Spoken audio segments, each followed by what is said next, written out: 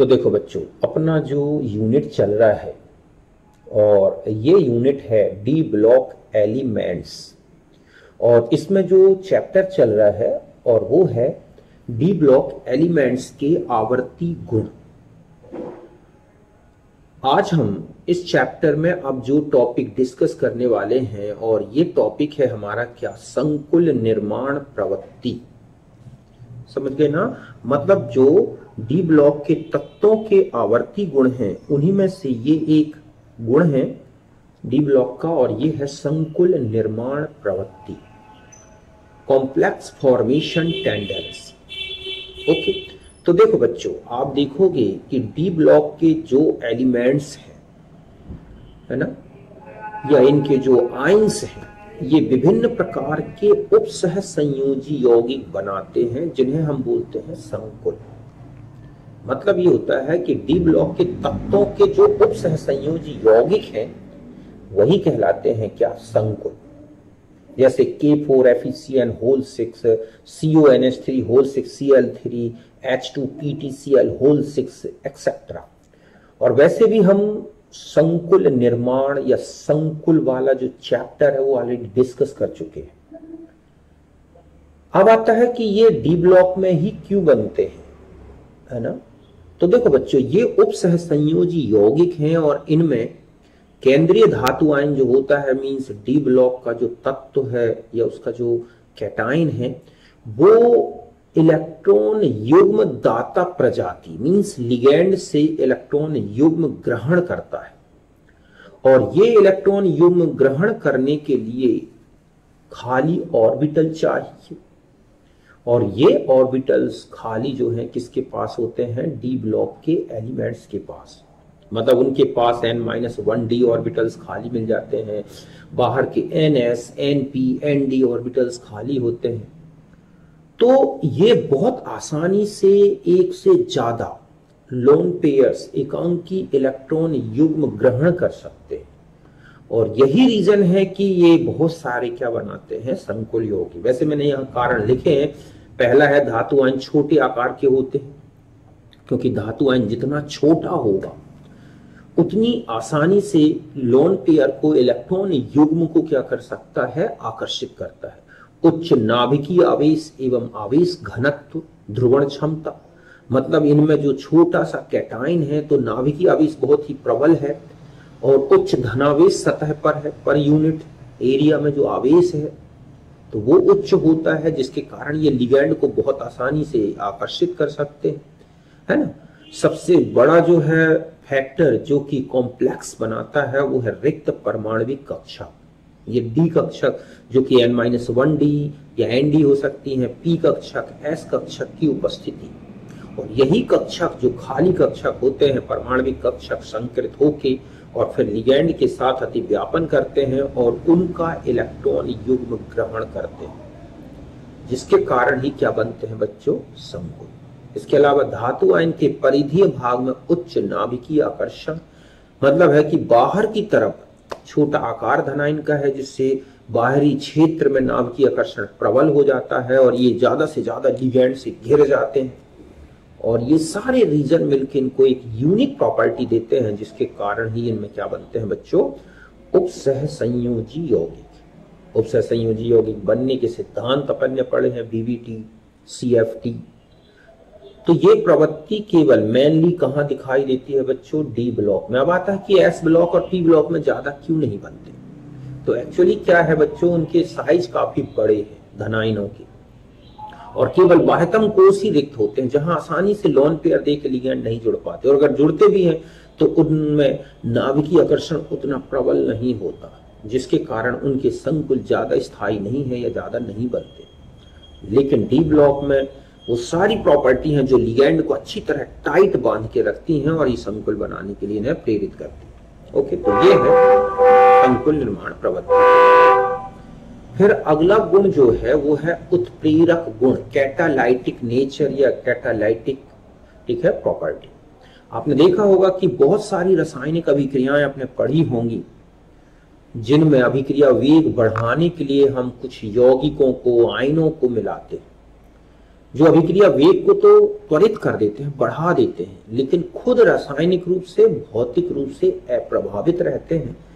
तो ऐसे पदार्थ, सब्सटेंसेस उत्प्रेरक कहलाते हैं। समझ गए ना?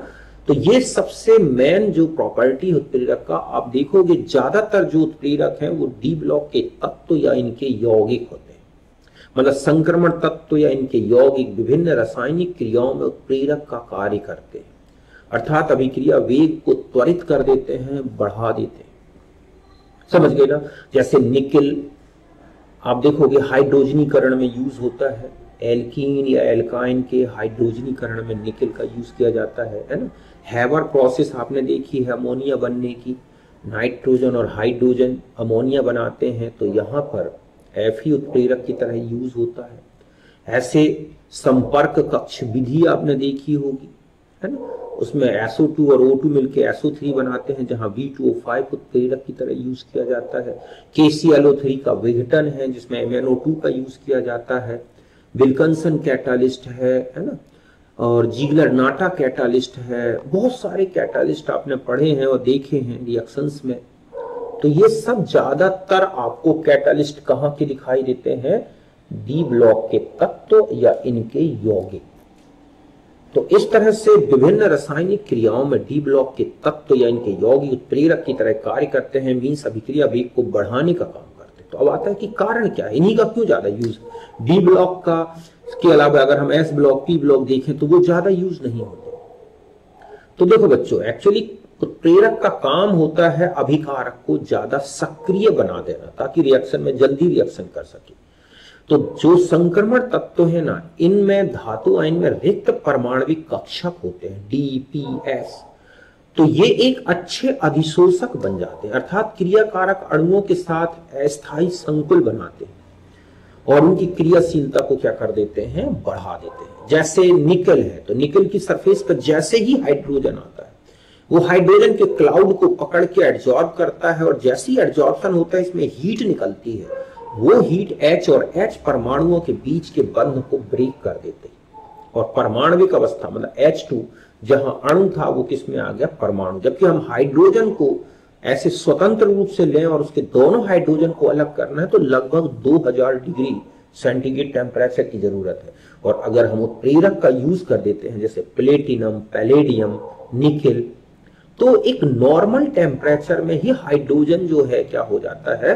परमाणविक अवस्था में आ जाता है और बहुत आसानी से एल्कीन में, एल्काइन में अटैक कर देता है। तो बात समझ गए यहां तक? तो इसीलिए इनमें एक अच्छी अधिशोषक क्षमता है और उसका रीजन है इनकी सतह पर मुक्त संयोजकताएं या रिक्त कक्षक की उपस्थिति। दूसरा कारण है संक्रमण तत्वों में परिवर्ती संयोजकता का गुण पाया जाता है, इसलिए ये क्या करते हैं? क्रियाकारक अणुओं के साथ अस्थायी क्रियाशील मध्यवर्ती बना लेते हैं, मींस अपनी ऑक्सीकरण अवस्था बदल लेते हैं और उन्हें अधिक क्रियाशील बना देते हैं। जैसे हाइड्रोजन है ना, उत्प्रेरक की तरह काम करता है, तो H2 उत्प्रेरक की तरह काम कर रहा है। ये तो अधिशोषण सिद्धांत का एग्जांपल है। तब ये अधिशोषण जो ऊपर बताया मैंने, यहां देखो आप नीचे वाले एग्जांपल में कि जब हम SO2 और O2 मिला के SO3 बनाते हैं तो यहाँ V2O5 का यूज किया गया उत्प्रेरक की तरह। अब यहाँ जो V2O5 है, देखो यहाँ पर जो O2 है डायरेक्ट SO2 में नहीं जुड़ती। पहले क्या करता है? V2O5 अपनी ऑक्सीजन उठा के और SO2 को देता है और बदल जाता है SO3 में। तो यहां पर आप इसकी ऑक्सीकरण अवस्था देख रहे हैं 5 है, और यहां पर अब ये कितनी हो गई? 4+। ये फिर ऑक्सीजन लेगा और किस में बदल जाएगा? 5+।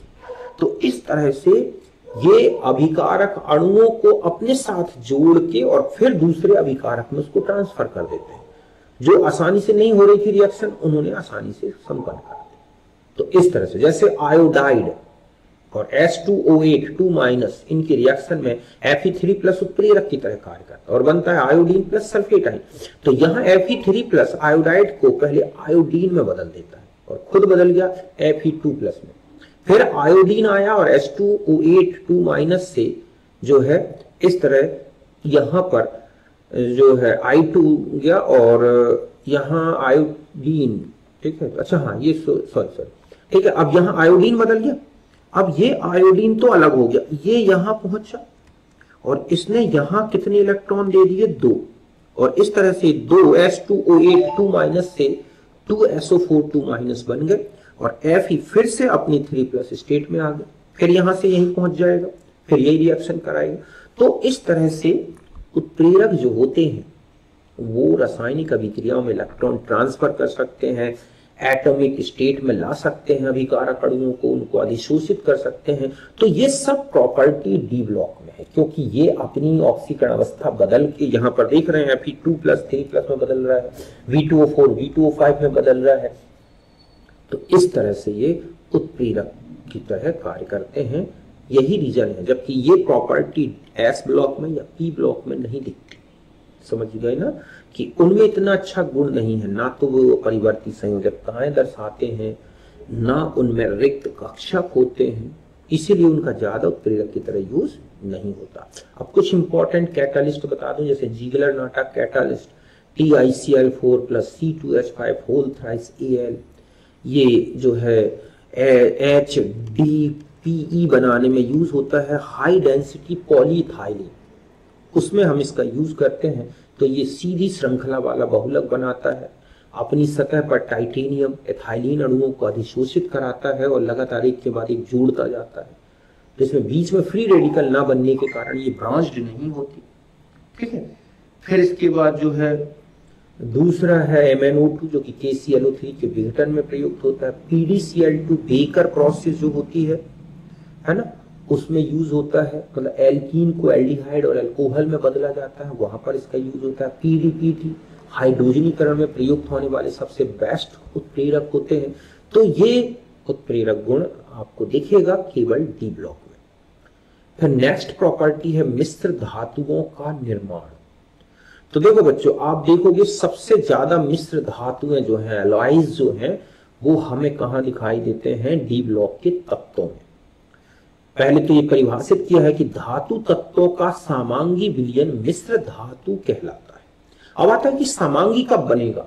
जब दो तत्व मिले और उनके परमाणु लगभग समान आकार के होंगे, तो वो आपस में मिलकर एक होमोजीनियस मिक्सचर बना लेंगे, जिन्हें अलग अलग देखना संभव नहीं होगा।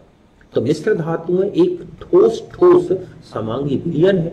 संक्रमण तत्वों के परमाणु आकार लगभग समान, परमाणु त्रिज्या लगभग 15% परिवर्तित, मतलब है कि संक्रमण तत्व ऐसे जिनके परमाणु आकार एक दूसरे से लगभग 50% तक ही परिवर्तित हो, ऊपर नीचे हो, तो अगर उनको आपस में मिला दिया जाए तो वो आपस में मिलकर एक समांगी विलयन बना लेंगे, ठोस ठोस, जिसे हम बोलते हैं मिश्र धातु। मतलब संक्रमण तत्वों के परमाणु आकार लगभग समान होने के कारण, मतलब जिनकी त्रिज्या लगभग इस 15% ऊपर नीचे होती है, जिनके डिफरेंस जो है लगभग 15% का ही होता है, होने के कारण एक दूसरे के क्रिस्टल जालक में फिट हो जाते हैं, समायोजित हो जाते हैं और क्या बना लेती हैं? मिश्र धातु। तो समझ गए ना कि संक्रमण तत्व इसलिए मिश्र धातु बनाते हैं क्योंकि इनके परमाणु आकार लगभग एक दूसरे के बराबर है, और ये जब क्रिस्टल बनता है तो एक दूसरे के जालक बिंदु में बहुत आसानी से फिट हो जाते हैं और क्या बन जाती हैं?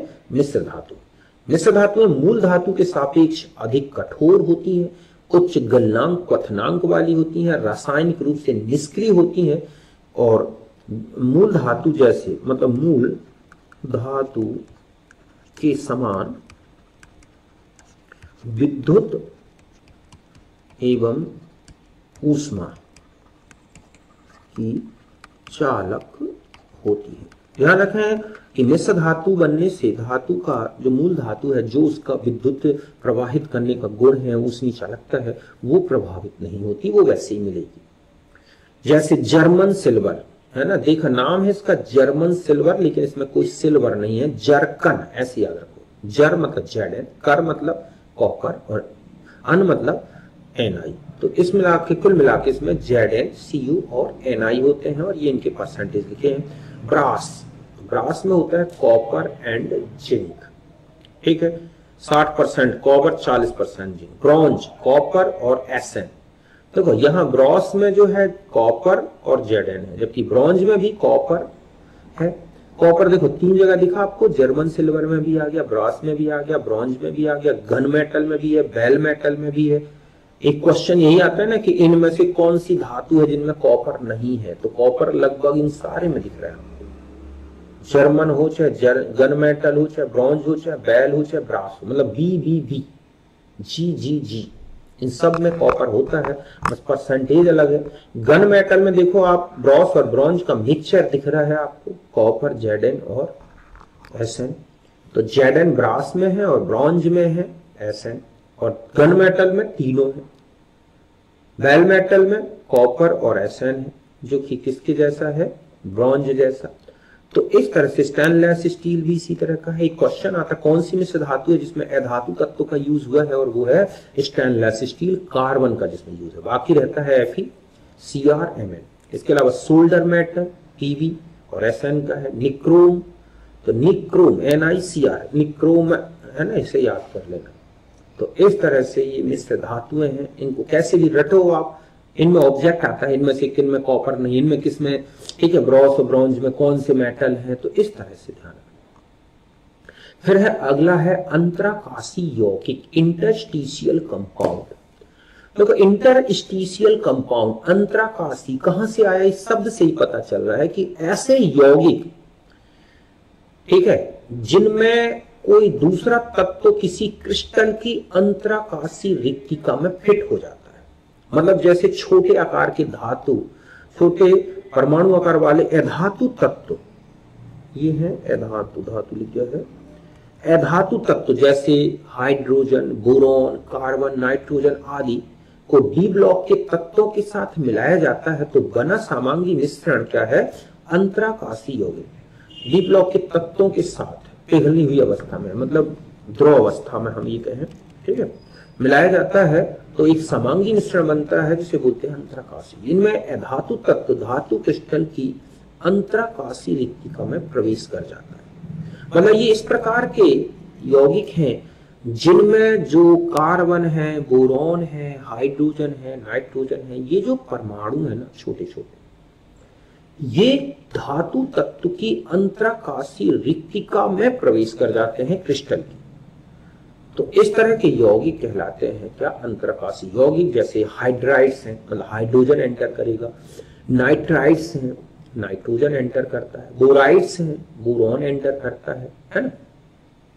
कार्बाइड्स हो गए जिनमें कार्बन आ जाता है, मतलब यहां पर मैं कार्बाइड्स लिख दूं तो कार्बाइड्स में स्टेनलेस स्टील आता है ना, ठीक है।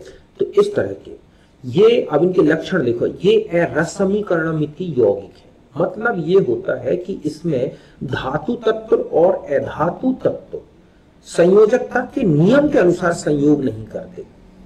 मतलब है जैसे TiC है ना, तो इसमें तो कुछ दिख भी रहा है, मतलब इनका रेशियो जैसे 1:1 लिखा जरूर है, लेकिन एक्चुअली ऐसा होता नहीं। जैसे VH में V 1 है तो बेरिलियम में हाइड्रोजन 0.56 है, मतलब ये 100 है तो ये 56 है, मतलब बैलेंसी रूल नहीं लगता। Mn की बैलेंसी क्या है या N की बैलेंसी क्या है, ये कोई ऐसा रूल नहीं है कि F की बैलेंसी 1 और H की 3 है, ये बैलेंसी रूल नहीं है। मतलब ये है कि 3 Fe तो 1 H जुड़ा है, 4 Mn तो 1 नाइट्रोजन जुड़ा है, 1 टाइटेनियम तो 1 कार्बन जुड़ा है, मतलब इनमें कोई बैलेंसी फिट नहीं हो रही। इनमें टाइटेनियम और कार्बन की कोई 4-4 बैलेंसी दिख रही है, या बेरिलियम और हाइड्रोजन की, मतलब ये किसी भी रेशियो में एक दूसरे के साथ रह सकते हैं, कोई बैलेंसी नियम नहीं लगता। इनको बोलते हैं अरसमीकरणमिति यौगिक, नॉन स्टोइकियो, ठीक है, मैट्रिक कंपाउंड्स। ये बहुत अधिक कठोर और दृढ़ होते हैं, मतलब मूल धातु से भी ज्यादा स्ट्रॉन्ग होते हैं। जैसे स्टेनलेस स्टील है, आयरन से भी ज्यादा उच्च गलनांक क्वथनांक वाला, रासायनिक रूप से निष्क्रिय हो जाता है, ठीक है। इनके गलनांक क्वथनांक पैतृक धातु के सापेक्ष अधिक होते हैं, ये रासायनिक रूप से निष्क्रिय होते हैं, मूल धातु के समान ऊष्मीय और विद्युत चालकता दर्शाते हैं। मतलब इनमें कंडक्टेंस रिटेन रहती है, विद्युत चालकता, ऊष्मीय चालकता उसी ऑर्डर की रहती है जैसे कि मूल धातु की है। तो ये ऑब्जेक्ट में आता है ना, इनमें से कौन सा गुण इंटरस्टिशियल कंपाउंड का नहीं है। तो देखो, एक तो ये अपनी मूल धातु से ज्यादा कठोर दृढ़ होते हैं, उससे कहीं ज्यादा उच्च गलनांक क्वथनांक रखते हैं, उससे कहीं ज्यादा रासायनिक रूप से निष्क्रिय होते हैं, और चालकता लेकिन उसी के जैसी रखते हैं, विद्युत चालकता हो चाहे ऊष्मीय चालकता। तो इस तरह से ये है अंतराकाशी यौगिक। अब मैं कुछ ऑक्साइड्स के बारे में बता दूं। संक्रमण तत्वों के ऑक्साइड, डी ब्लॉक के तत्व निम्नलिखित प्रकार के ऑक्साइड बनाते हैं। एक तो है क्षारीय ऑक्साइड +1, +2, +3। ऑक्सीकरण अवस्था में क्षारीय ऑक्साइड बनते हैं, जैसे टाइटेनियम ऑक्साइड, क्रोमियम। मतलब अगर आपको संक्रमण तत्वों के कोई ऑक्साइड +1 स्टेट के लिखे हैं, +2 या +3, तो समझ जाओ कि वो क्षारीय गुण वाले होंगे। बात समझ गए ना? जितने ये लिखे हुए हैं, ZNO में हालांकि उभयधर्मी गुण भी होता है, यहां पर ये हटा दो, है ना, इसको मैं उभयधर्मी में लिख दे रहा हूं।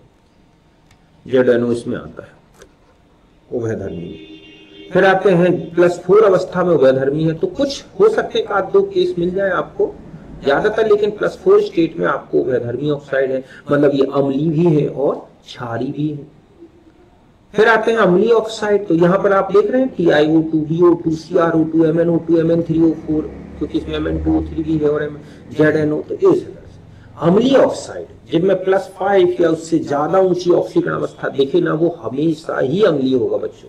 V2O5 हो, चाहे CrO3 हो, चाहे MnO3 हो, चाहे Mn27 हो, ReO हो, ऑस्मियम हो, ये सब क्या है? अम्लीय ऑक्साइड, क्योंकि इनमें सह संयोजी गुण इतना ज्यादा है कि ये अम्लीय का दर्शाने लगते हैं। समझ गए ना? तो ये अब आता है इनमें कौन सा ऑक्साइड अम्ल में घुलेगा, तो ध्यान रखें क्षारीय ऑक्साइड अम्ल में घुलते हैं। दोनों में कौन घुलेगा, तो उभयधर्मी। अम्लीय ऑक्साइड केवल क्षार में घुल सकते हैं, क्षारीय व उभयधर्मी ऑक्साइड प्रोटोनिक एसिड में घुलनशील होते हैं। अब कुछ पॉइंट और लिखे, जैसे कई बार टर्म पूछ लिया जाता है, फेरस धातु है कौन सी है, तो ये है FeCO और Na। सिक्का धातु है, क्वाइनेज मेटल, CuAgAu। क्यों बोलते हैं सिक्का धातु है? क्योंकि इनके पहले सिक्के बनते थे, गोल्ड के, कॉपर के, सिल्वर के, आज भी दिखते हैं हम, है ना। FePt के अतिरिक्त अन्य सभी धातुएं Ag के साथ अमलगम बनाते हैं, केवल ये 2 धातुएं अमलगम नहीं बनाती। तो देखो बच्चों, ये तो हो गया पूरा डी ब्लॉक के तत्वों की आवर्ती गुणों के बारे में। एक एक चीज मैंने आपको क्लियर कर दी है, आप इतना ही मैटर तैयार कर लो, कोई क्वेश्चन चाहे वो नीट हो चाहे IIT बाहर नहीं जाएगा। बात समझ गए ना मेरी? तो इस तरह से आपको अच्छी तरह से एक बार पढ़ना है, इनको नोट्स बनाओ, इनको समझो इस तरह से। अब जो हम अगले टर्म में लेंगे उसमें हम डी ब्लॉक के तत्वों के 2 यौगिक दिए गए हैं, आप देखोगे सिलेबस में K2Cr2O7 और KMnO4। ये दोनों यौगिक यहाँ भी बहुत काम के हैं, और रिडॉक्स चैप्टर में तो इनकी सबसे ज्यादा रिडॉक्स रिएक्शंस इन्हीं की पूछी गई। समझ गए ना? तो हम उनको अगले टर्म में डिस्कस करेंगे अगले वीडियो में। ओके।